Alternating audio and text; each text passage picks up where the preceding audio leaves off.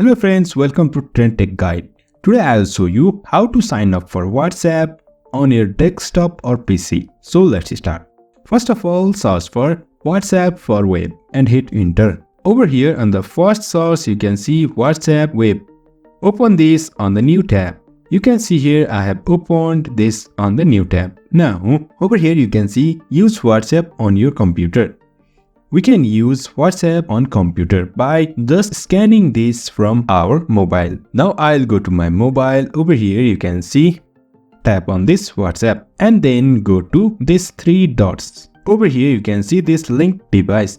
Tap on this link device. Over here you can see link or device. Tap on this link or device. Sorry, I'll open my Wi-Fi. Okay.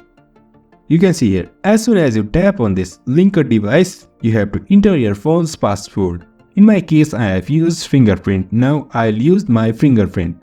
And now we can scan this. And you can see here, our WhatsApp is logged in on our desktop.